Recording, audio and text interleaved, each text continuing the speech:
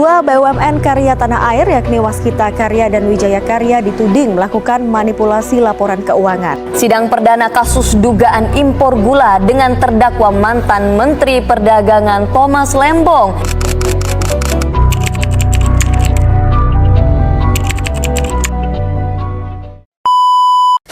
Hai teman-teman, kami mahasiswi Magister Akuntansi dari Fakultas Ekonomi dan Bisnis Sumatera Utara. Kali ini kami akan membahas tentang kebutuhan etika pada profesi akuntansi.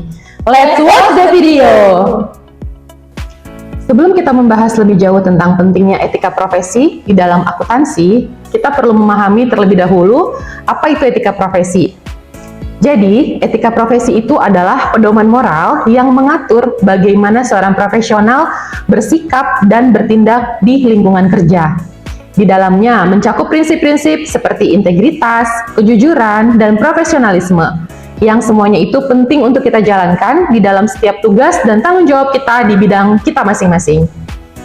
Nih ya, orang suka bingung bedain antara etika profesi, kode etik, dan etika bisnis.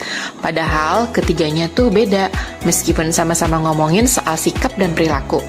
Yang pertama, etika profesi itu semacam nilai-nilai dan prinsip yang ngatur gimana kita bersikap sebagai profesional di bidang tertentu. Misalnya, dokter harus jaga rahasia pasien, atau akuntan harus jujur dalam bikin laporan keuangan. Yang kedua, ada kode etik. Nah, ini lebih spesifik lagi. Kode etik itu semacam aturan tertulis yang wajib dipatuhi oleh orang-orang dalam suatu profesi. Contohnya, ada kode etik dokter, akuntan, dan pengacara. Jadi, kalau kamu kerja sebagai profesional, kamu harus tahu dan patuhi kode etik di bidang kamu. Yang ketiga, etika bisnis. Ini lebih luas, bukan cuma ngomongin soal perorangan, tapi ngatur gimana perusahaan dan semua orang di dalamnya, mulai dari bos sampai karyawan, bersikap dalam menjalankan bisnis. Misalnya, jangan bohong dalam iklan, atau jangan buang limbah sembarangan. Jadi, intinya, etika profesi itu pedoman moral kita. Sedangkan kode etik adalah aturan teknisnya. Dan etika bisnis adalah nilai-nilai buat dunia usaha secara keseluruhan. Ketiganya saling melengkapi biar dunia kerja tetap berjalan dengan adil, jujur, dan profesional. Etika profesi itu nggak terbatas cuma di satu bidang aja, tapi berlaku luas banget. Contohnya di bidang keuangan dan akuntansi. Akuntan wajib jujur, nggak boleh tuh manipulasi laporan keuangan demi kepentingan tertentu. Kalau kamu kerja di dunia IT, penting banget buat jaga data pengguna, jangan sampai disalahgunakan. Di bidang pendidikan, guru dan dosen harus kasih penilaian yang adil ke mahasiswa, dan juga terus belajar biar pengajaran makin berkualitas. Nah, di dunia hukum, pengacara harus bela klien secara profesional, tapi tetap harus sesuai sama aturan hukum yang berlaku. Lanjut ke kode etik nih, ini semacam aturan main resmi buat tiap profesi. Misalnya, dokter punya kode etik yang tercantum di Kodeki, disusun oleh Ikatan Dokter Indonesia. Akuntan juga punya kode etik dari Ikatan Akuntan Indonesia atau IAI. Dan buat pengacara, ada kode etik advokat Indonesia dari Pradi. Intinya, kode etik ini bantu kita supaya tetap di jalur yang benar dan profesional. Terus ada juga etika bisnis nih. Ini berlaku buat perusahaan dan semua orang yang kerja di dalamnya. Contohnya, perusahaan harus transparan soal harga dan kualitas produk. Nggak boleh menyembunyikan info penting dari konsumen. Selain itu penting juga buat punya tanggung jawab sosial, kayak ikut mendukung program lingkungan atau pendidikan di masyarakat sekitar. Nah, semuanya ini penting banget karena jadi pondasi buat jaga kepercayaan, profesionalisme, dan reputasi. Bayangin deh kalau perusahaan atau profesi dijalankan tanpa etika, pasti bisa bikin orang kehilangan kepercayaan dan jadi berantakan kan? Makanya, etika itu bukan cuma teori, tapi harus beneran diterapin. Biar kerja kita bukan cuma hebat, tapi juga berintegritas.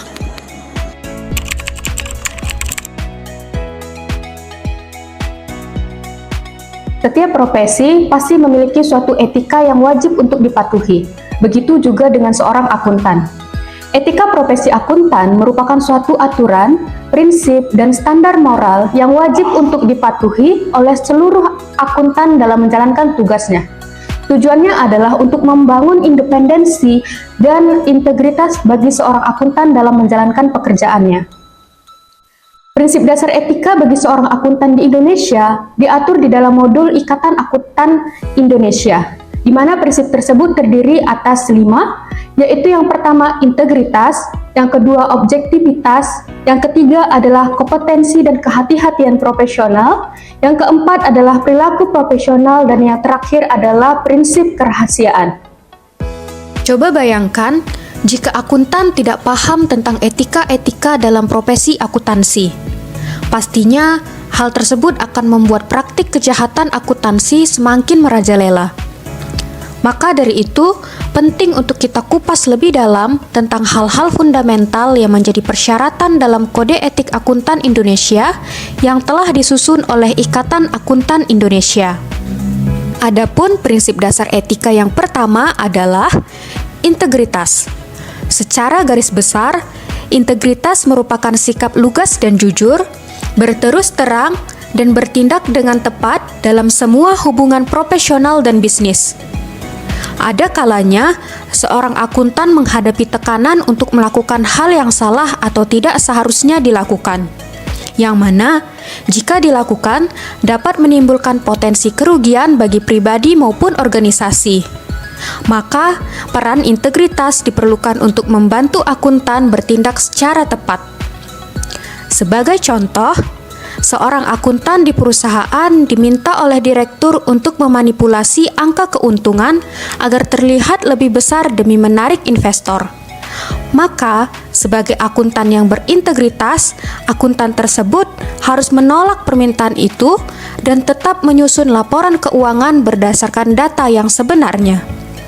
Keputusan ini mencerminkan integritasnya dalam menjaga kejujuran dan profesionalismenya dalam menjalankan tugas dengan penuh integritas. Prinsip dasar etika yang kedua adalah objektivitas. Objektivitas mengharuskan akuntan untuk bersikap adil, tidak memihak, jujur, tidak berprasangka atau bias, serta bebas dari benturan kepentingan, dan tidak berada di bawah tekanan pihak lain dalam mengambil keputusan atau tindakan. Sebagai contoh, situasi ketika seorang auditor di sebuah perusahaan ditugaskan untuk menilai kinerja keuangan salah satu divisi. Namun ternyata, kepala divisi tersebut merupakan sahabatnya.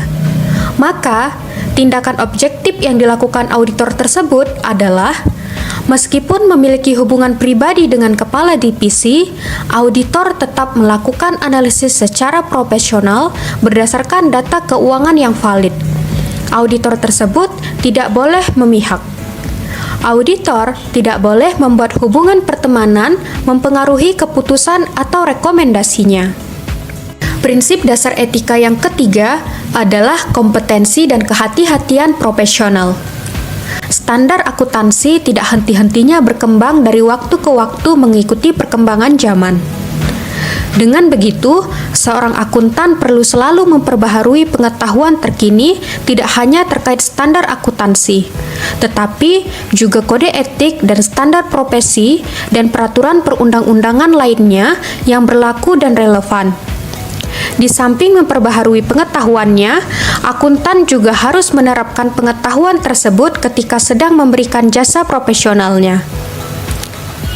Berbagai cara dapat dilakukan untuk memperbaharui pengetahuan terkini. Di antaranya adalah dengan mengikuti pendidikan profesional yang berkelanjutan, mengikuti seminar ataupun workshop standar akuntansi atau standar profesi terkini, dan atau melanjutkan studi dengan program pendidikan di bidang akuntansi. Prinsip dasar etika yang keempat adalah kerahasiaan. Pada prinsip ini, akuntan diharuskan menjaga informasi yang diperoleh sebagai hasil dari hubungan profesional dan bisnis. Hal ini adalah salah satu bentuk melindungi kepentingan publik, karena seorang akuntan juga bertugas membantu menjaga aliran informasi dari klien atau organisasi tempatnya bekerja, dan tidak mempublikasikan informasi tersebut kepada pihak ketiga yang tidak berkepentingan. Sebagai contoh, seorang akuntan memiliki akses ke laporan keuangan klien yang berisi informasi sensitif. Ia menerima tawaran dari pesaing klien untuk menjual informasi tersebut dengan imbalan uang tunai. Maka, sebagai akuntan yang profesional, yang harus dilakukannya adalah menolak segala bentuk permintaan akses informasi tersebut dan tetap menjaga kerahasiaan data klien sesuai dengan standar profesionalisme dan kode etik yang berlaku. Prinsip dasar etika yang kelima adalah perilaku profesional. Perilaku profesional berkaitan dengan kepatuhan terhadap peraturan perundang-undangan yang berlaku, berperilaku konsisten, dan bertanggung jawab untuk bertindak bagi kepentingan publik, dan menghindari perilaku yang dapat mendiskreditkan profesi akuntan. Pada prinsip ini, menekankan akuntan untuk tidak terlibat dalam bisnis atau pekerjaan yang dapat merusak integritas, objektivitas, dan prinsip-prinsip dasar etika lainnya. Sebagai contoh, ketika seorang akuntan di sebuah perusahaan diminta oleh atasannya untuk mengurangi jumlah pajak yang harus dibayarkan dengan cara memanipulasi laporan keuangan, maka tindakan profesional yang harus dilakukan akuntan tersebut adalah menolak permintaan tersebut karena bertentangan dengan peraturan perpajakan yang berlaku, dan tetap menyusun laporan pajak dengan jujur dan sesuai dengan standar akuntansi serta peraturan pajak yang berlaku. Nah, itu dia adalah prinsip-prinsip dasar etika yang harus dijunjung tinggi oleh para akuntan dalam menjalankan profesinya.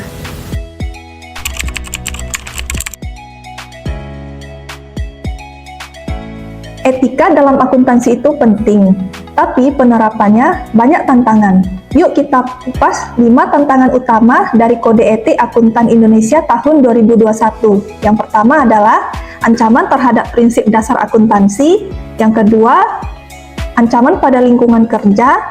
Yang ketiga, kompleksitas regulasi. Yang keempat, pengaruh eksternal. Yang kelima, kurangnya pemahaman dan pendidikan tentang etika. Ancaman kepentingan pribadi contohnya memanipulasi data untuk menjaga posisi jabatan. Seorang akuntan perusahaan menyembunyikan kerugian pada laporan keuangan agar tetap dipandang kompeten oleh direksi dan mempertahankan posisinya di perusahaan. Ancaman telaah pribadi contohnya konsultan yang bertindak sebagai auditor. Akuntan yang memberikan jasa konsultasi kepada klien kemudian diminta untuk mengaudit laporan yang dipengaruhi oleh saran konsultasi mereka. Ancaman advokasi contohnya membela klien dalam perselisihan dengan regulator. Seorang akuntan yang membantu klien menanggapi investigasi regulator dengan cara menyembunyikan informasi atau memberikan justifikasi yang tidak sesuai fakta. Ancaman kedekatan contohnya hubungan profesional jangka panjang dengan klien. Auditor telah bekerja dengan perusahaan yang sama selama lebih dari 10 tahun. Karena hubungan yang sudah terjalin lama, auditor dengan enggan mengkritisi laporan keuangan perusahaan tersebut sehingga kehilangan independensi. Ancaman intimidasi contohnya ancaman pemecatan. Akuntan internal perusahaan menemukan adanya kecurangan oleh manajemen senior dan diminta untuk tetap diam. Jika akuntan melaporkan temuan tersebut, ia diancam akan kehilangan pekerjaannya. Benturan kepentingan contohnya, akuntan menerima bonus jika perusahaan mencapai target tertentu. Kurangnya pengawasan, contohnya seorang akuntan tunggal memiliki akses penuh ke sistem keuangan tanpa supervisi sehingga ia bisa memanipulasi data. Kurangnya perlindungan, contohnya akuntan tidak menggunakan enskripsi untuk file laporan keuangan yang dikirim melalui email sehingga data bocor ke pihak luar. Kompleksitas regulasi, contohnya pemerintah mengeluarkan kebijakan baru yang mewajibkan perusahaan menyajikan laporan keberlanjutan atau sustainability report dalam waktu singkat. Akuntan tidak memiliki waktu yang cukup untuk memahami persyaratan dan menyusun laporan sesuai dengan regulasi baru. Keterbatasan waktu dapat menyebabkan laporan yang disusun tidak lengkap atau tidak sesuai dengan regulasi. Pengaruh eksternal, contohnya akuntan di perusahaan milik negara di mana untuk menyembunyikan kerugian operasional karena tekanan dari pemerintah untuk menjaga citra perusahaan. Tekanan politik dapat mempengaruhi transparansi laporan keuangan. Yang kelima, kurangnya pemahaman dan pendidikan tentang etika. Contohnya, karyawan yang tidak diberikan pelatihan tentang etika profesional mungkin kesulitan mengambil keputusan dalam situasi dilematis. Oleh karena itu, perusahaan dapat mengadakan workshop atau seminar rutin tentang etika profesional. Ekspektasi masyarakat terhadap profesi akuntan. Berdasarkan modul Ikatan Akuntan Indonesia yang berjudul Kode Etik Akuntan Indonesia tahun 2021, ekspektasi masyarakat terhadap profesi akuntan mencakup 1. Kejujuran. Contohnya, akuntan di sebuah perusahaan diminta oleh manajemen untuk memalsukan angka penjualan agar terlihat lebih menguntungkan bagi investor. Namun, akuntan menolak permintaan tersebut dan tetap melaporkan data yang sesuai dengan fakta. 2. Integritas. Contohnya, dalam audit, seorang akuntan menemukan bahwa perusahaan menghadapi risiko kebangkrutan akibat buruknya manajemen hutang. Akuntan mencantumkan temuan ini dalam laporan audit tanpa memihak manajemen yang ingin menyembunyikan informasi tersebut. 3. Transparansi dalam pelaporan keuangan. Contohnya, perusahaan yang terdaftar di Bursa Efek Indonesia wajib menyampaikan laporan keuangan triwulan tepat waktu untuk menjaga transparansi kepada investor. 4. Kompetensi. Contohnya, seorang akuntan tidak mengikuti pelatihan terkait perubahan standar IFRS sehingga salah dalam menyajikan laporan keuangan untuk klien internasional. Akibatnya, laporan tersebut tidak sesuai dengan standar dan klien mengalami kerugian. 5. Profesionalisme. Contohnya, auditor menolak hadiah dan menjelaskan bahwa menerima hadiah dapat melanggar kode etik dan merusak independensi.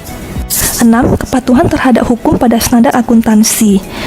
Contohnya adalah kasus PwC di China pada tahun 2023 sampai dengan 2024 atas perusahaan yang diaudit yaitu Evergrande.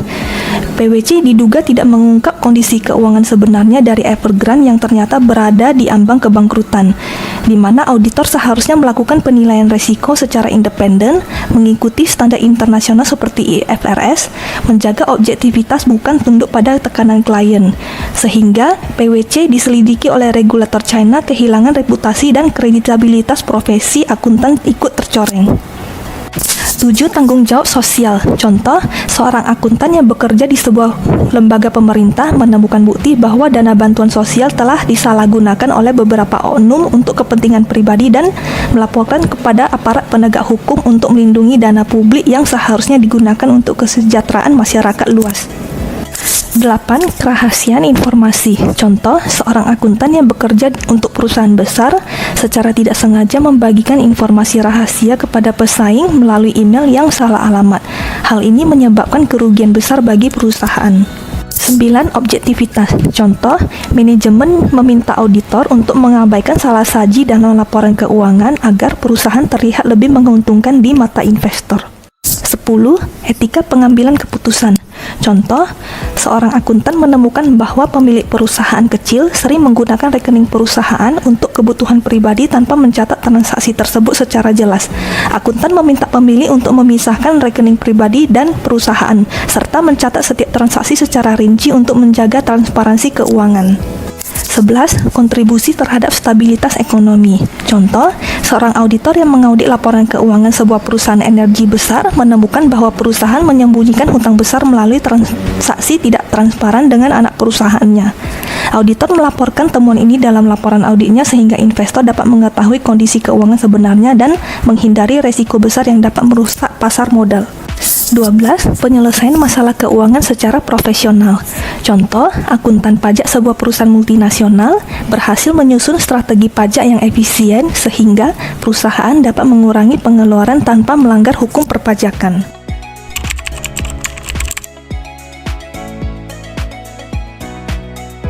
Di sini kita akan membahas beberapa fenomena-fenomena yang terjadi yang mempengaruhi ekspektasi masyarakat terhadap profesi akuntan.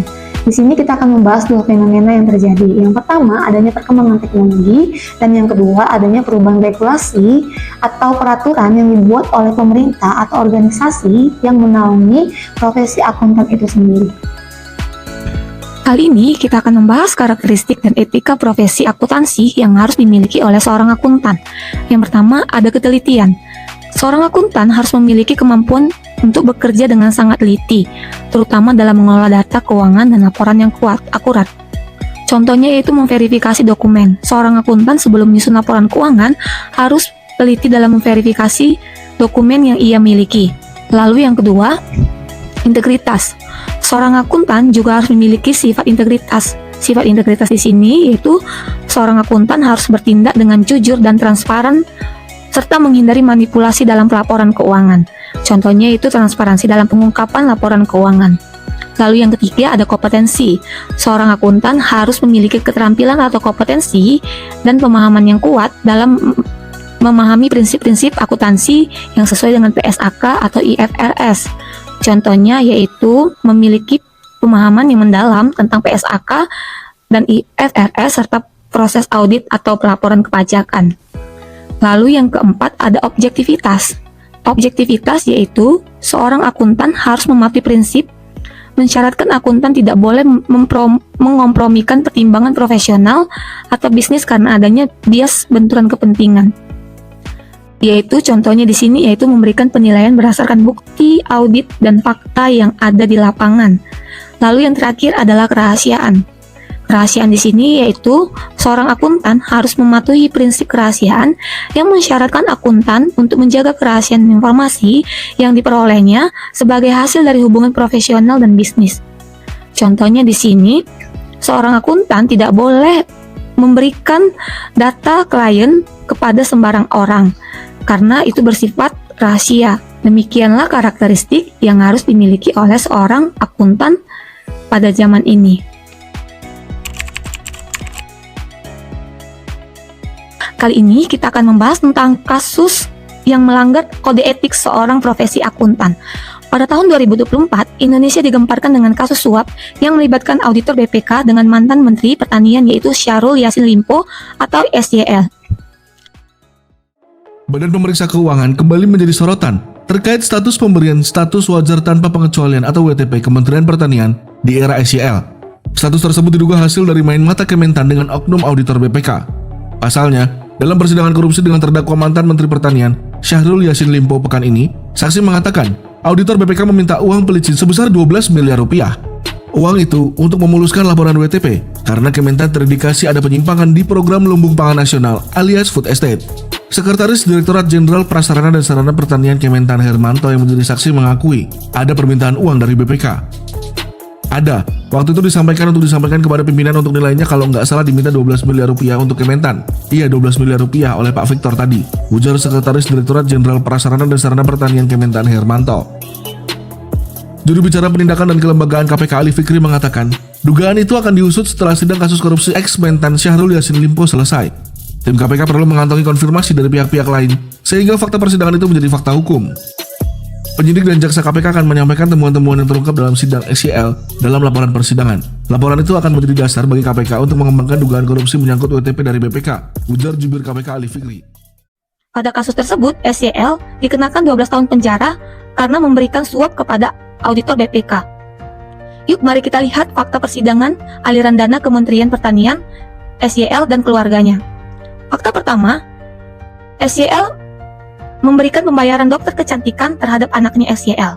Lalu, renovasi rumah anak YSL. Fakta ketiga, permintaan 14.000 US dollar untuk kepentingan SYL. Lalu, fakta keempat, adanya buat acara ulang tahun cucu SYL yang dirembes ke Kementerian Pertanian. Fakta yang berikutnya yaitu adanya biaya skincare anak dan cucu SYL. Lalu, adapun lagi fakta berikut tentang kasus korupsi yang dilakukan oleh SYL dan keluarga, yaitu adanya aliran dana sebesar 1,6 miliar untuk dana kurban. Lalu adanya pembayaran Alphard SYL sebesar 430 juta. Dan beberapa fakta-fakta lainnya yang dapat kita lihat pada kronologi kasus SYL. Dengan demikian, SYL dan auditor BPK sudah melanggar kode etik sebagai seorang akuntan dan pejabat publik. Yang pertama yaitu integritas, profesionalisme, dan transparansi. Demikianlah kasus yang terjadi yang melibatkan pelanggaran etika yang dilakukan oleh seorang auditor dan pejabat publik di Indonesia.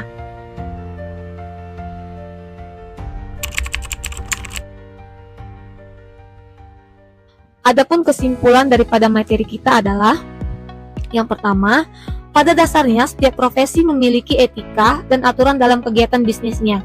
Adapun prinsip-prinsip yang harus dimiliki oleh seorang akuntan yaitu integritas, kompetensi, tanggung jawab, kerahasiaan, keadilan. Dengan demikian, laporan keuangan yang dibuat sudah sesuai dengan aturan dan prinsip yang berlaku.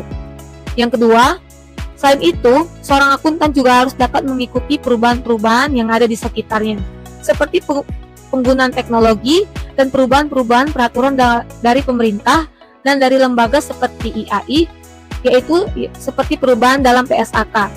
Lalu yang terakhir, yaitu dalam menjalankan tugasnya, seorang akuntan harus memegang prinsip-prinsip dasar sehingga laporan yang diberikan kepada publik lebih transparan.